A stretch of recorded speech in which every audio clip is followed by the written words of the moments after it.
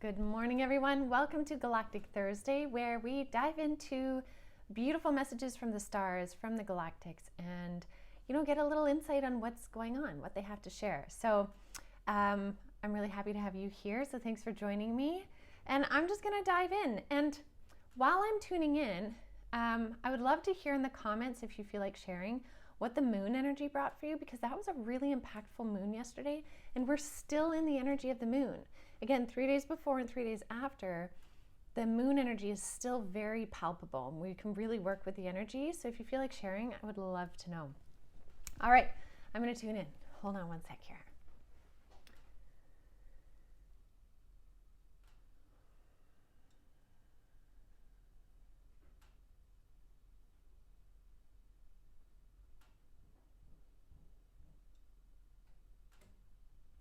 Okay, this is really interesting.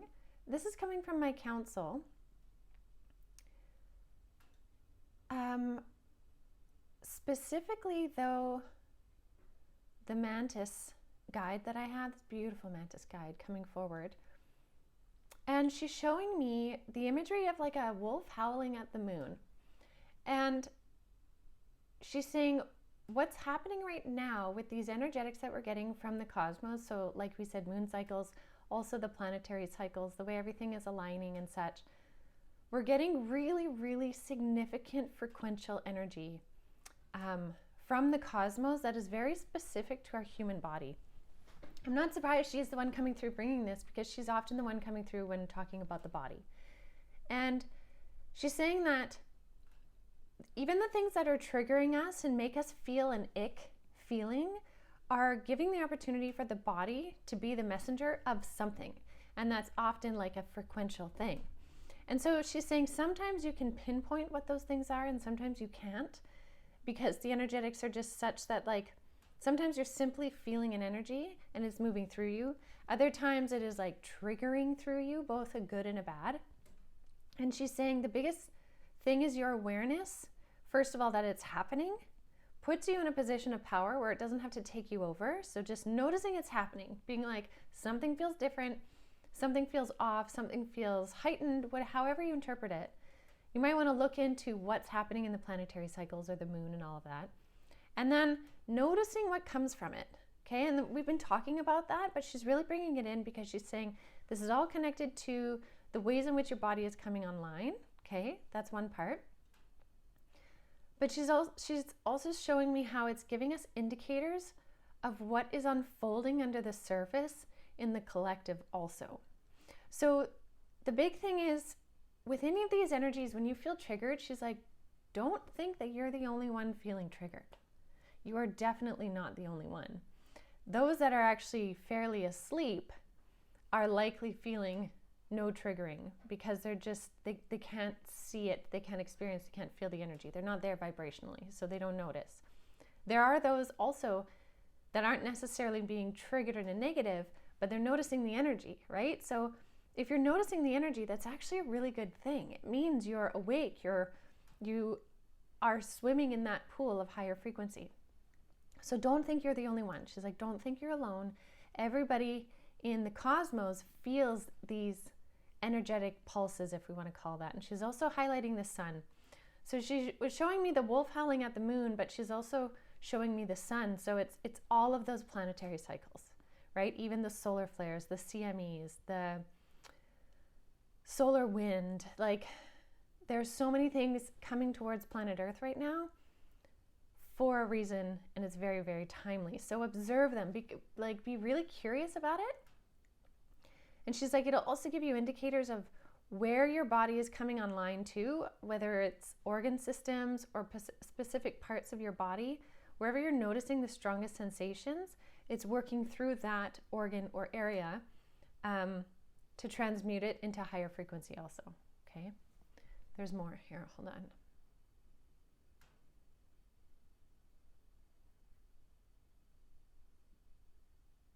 Okay, this is interesting.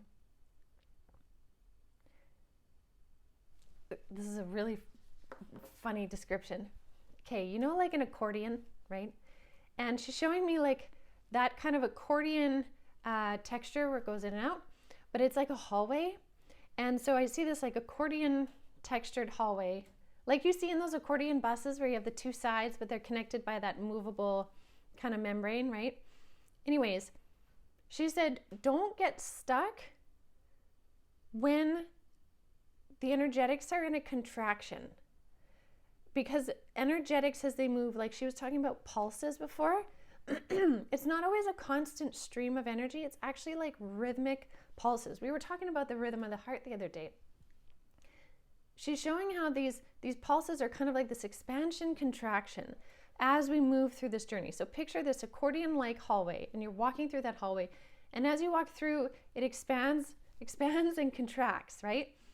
And she's like, don't get stuck in doubt where you're looking down and then you get squished in the contraction of the energy.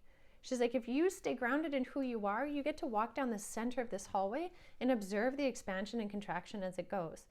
She's like, if you look down and you veer off path, you might get squeezed in the contraction and stuck for a little bit.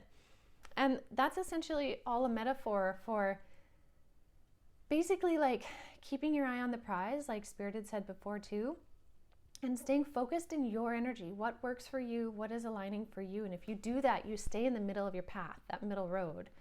When we get pulled into different narratives, fear narratives and confusion narratives, we kind of get pulled to the side and we can get squashed in those times of contraction.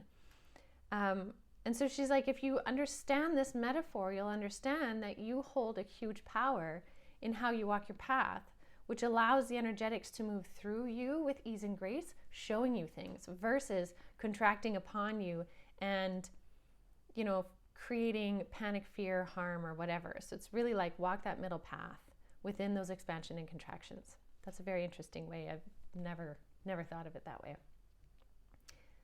Let's see if there's more.